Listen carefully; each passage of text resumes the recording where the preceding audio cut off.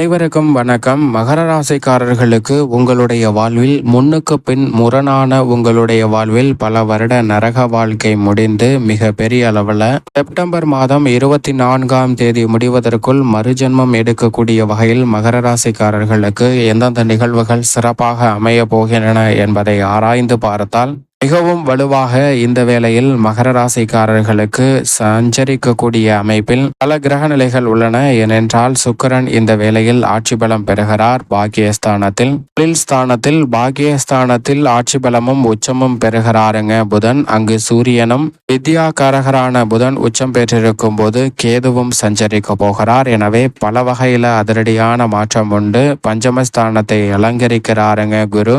எனவே மகர ராசிக்காரர்களுக்கு மகத்தான மாற்றங்கள் நிறைவாக அமைவதற்கான யோகம் இந்த தருணத்தில் வலுவாக கிடைக்கிறது என்பதை தெளிவாகவும் துல்லியமாகவும் கிரகநிலைகள் உறுதிப்படுத்துகின்றன. உதாரணமாக ஒரு மனிதர் இருக்கிறார். அவருடைய வாழ்வில் செல்வ வளங்கள் நிறைவாக இருக்கிறது. ஆனால் அவரை சுற்றி இருப்பவர்கள், நண்பர்கள், உறவினர்கள் என அனைவராலும் அவர் ஏமாற்றப்படுகிறாருங்க. அவரிடம் இருக்கக்கூடிய செல்வ வளங்கள், சொத்துக்கள் அனைத்தையும் பிடுங்கி கொண்டு அவர் நடுத்தருவில் நிறுத்தப்படுகிறார். அவருக்கு போக்கு இடம் இல்லாமல் அவரும் அவருடைய மனைவியும் அருகாமையில் இருக்கக்கூடிய ஒரு பாழடைந்த ஒரு கட்டிடத்தில் சென்று குடிசையில் சென்று வசிக்கிறார்கள். அப்போது அவர்களுக்கு அடுத்த வேலை சாப்பாட்டிற்கு என்ன செய்வது என்று தெரியாமல் இந்த நபர் பிச்சை எடுக்க ஆரம்பிக்கிறாருங்க. அவர் பிச்சை எடுப்பதை பார்க்கக்கூடிய ஒரு நபர் அவரால் சிறு பயன் அடைந்திருப்பார். அவர் என்ன செய்கிறார் என்றால் தன்னிடம் இருக்கக்கூடிய ஒரு குளம் ஒன்றை அவருடைய பெயரில் எழுதி வைத்து இதை வைத்து ஏதாவது உங்களுடைய வாழ்க்கையை மாற்றிக்கொள்ளுங்கள் என்று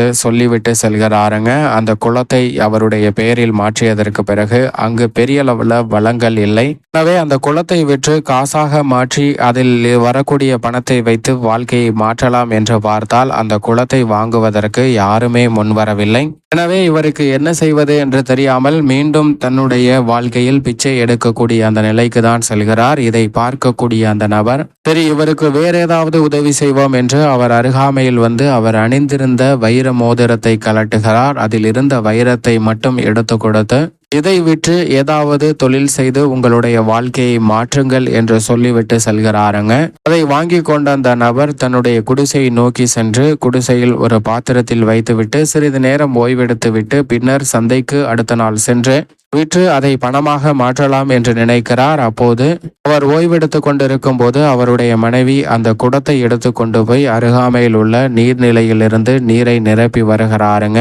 அவர் எழுந்து பார்க்கும் போது அந்த குடத்தில் அவர் வைத்த வைரம் இல்லை. அது நிறைய தண்ணீர் மட்டும்தான் இருக்கிறது. ஆற்றில் இருந்து வரப்பட்ட தண்ணீர். இதை பார்த்தவுடன் அவருக்கு மீண்டும் நரக வாழ்க்கை என்பது உணர்ந்து கொள்கிறார். எனவே மீண்டும் தன்னுடைய வாழ்க்கையை நடத்துவதற்காக மீண்டும் பிச்சை எடுக்க ஆரம்பிக்கிறாருங்க. இதை பார்த்த அந்த நபர் சரி வேற ஏதாவது செய்வோம் என்று சில தங்க காசுகளை ஒரு பையில் போட்டு அவருக்கு கொடுக்கிறாருங்க. அதை தங்க காசுகளை வாங்கி கொண்ட அந்த நபர் தற்போது வீட்டிற்கு செல்லக்கூடாது, நேரா சந்தைக்கு சென்று அதை விற்று காசாக மாற்றி ஏதாவது நம்ம தொழில் செய்வோம் என்று முயற்சி செய்து சந்தையை நோக்கி செல்கிறாருங்க. அப்போது இவரை நோட்டமிட்டு கொண்டிருந்த ஒரு திருடன் இவர் வைத்திருந்த தங்க காசுகள் கொண்ட பையை பிடுங்கி கொண்டு அங்கிருந்து ஓடிவிடுகிறான்.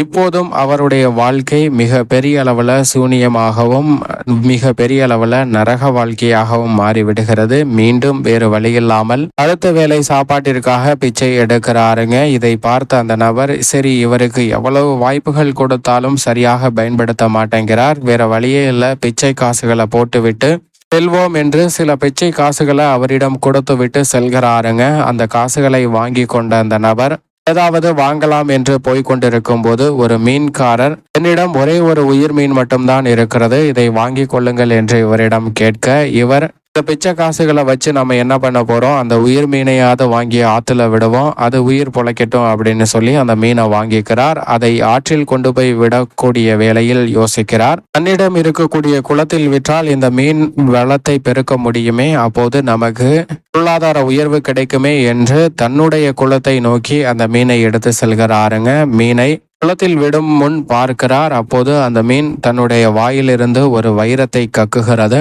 அப்போதுதான் அவருக்கு தெரிகிறது தன் மனைவி இழந்த வைரத்தை இந்த மீன் தான் விழுங்கியிருக்கிறது. இப்போது இந்த மீனையும் இந்த வைரத்தையும் கொண்டு அவருடைய வாழ்க்கையே மிக பெரிய அளவில் பொருளாதார ரீதியாக மறுஜென்மம் எடுக்கக்கூடிய வகையில் மாறுகிறது. மிகப்பெரிய செல்வந்தராகவும் மாறுகிறார். அந்த வேளையில் அவர் இழந்த தங்க காசுகளையும் காவல்துறை அதிகாரிகள் அந்த திருடனை பிடித்து அவனிடம் இருந்து அதை மீட்டு கொண்டு வந்து இவரிடமே சேர்க்கிறார். இப்படி இவருடைய வாழ்வை மிக பெரிய அளவில் அதிரடியான மாற்றம் நிறைந்த ஒன்றாக மாறுகிறது. இதுபோன்றுதான் மகர ராசிக்காரர்களுடைய வாழ்வில் பல்வேறு வகையான ஏமாற்றங்கள், சிரமங்கள் இருந்தாலும் நீங்கள் செய்யக்கூடிய சிறு உதவி கூட உங்களுடைய வாழ்வில் மறுஜென்மம் எடுக்கக்கூடிய வகையில் மிகப்பெரிய பலனாக நிறைவாக அமைவதற்கான யோகம் உண்டு. இவர் செய்த காரியங்களில் அந்த மீனுக்கு உதவி செய்யலாம் என்று நினைத்ததுதான் மிக பெரிய அளவில் அவருடைய வாழ்க்கையை மாற்றுகிறது. அதுபோன்றுதான் இந்த வேளையில் மகர ராசிக்காரர்களுக்கு பல கிரக நிலைகள் சாதகமான அமைப்பில் ஒரு வளம் வரக்கூடிய இந்த வேளையில் மறுஜென்மம் எடுக்கக்கூடிய வகையில் பல அதிரடியான மாற்றங்களை நிறைவாக சந்திப்பதற்கான முதன்மையான யோகத்தையும் அதிர்ஷ்ட யோக வாய்ப்புகளையும் அள்ளி கொடுக்கின்றன. எனவே சரியாக பயன்படுத்தி கொண்டால் நிச்சயமாக உச்சபட்ச வளர்ச்சியை பெறுவதற்கான யோகம் இந்த தருணத்தில் உண்டு. ஏனென்றால் பஞ்சமஸ்தானத்தை அலங்கரிக்கிறார் குரு. குரு பகவான் பஞ்சமஸ்தானத்தில் நிலை கொண்டிருப்பதால் நீங்கள் எடுக்கக்கூடிய காரியங்கள் அனைத்திலும் வெற்றி கிடைக்கும். அலைச்சல் குறையும். உடல்நல ஆரோக்கியம் திருப்திகரமாக அமையும். பூர்வீக சொத்துக்கள் ரீதியான பிரச்சனை சிறப்பாக கைகூடும். எதிர்பார்க்கபடி புதிய சொத்துக்கள் வாங்குவதற்கான யோகமும் இந்த வேளையில் வலுவாக மகர ராசிக்காரர்களுக்கு கிடைப்பதற்கான வாய்ப்பு நிறைவாக உண்டு. அது மட்டுமல்லாது முழு சுபகிரகமான குருவின் பார்வையும் ஜென்ம ராசியில் பதிவதால் பல்வேறு வகையான வெற்றி வாய்ப்புகள் நிறைவாக கிடைக்கும்.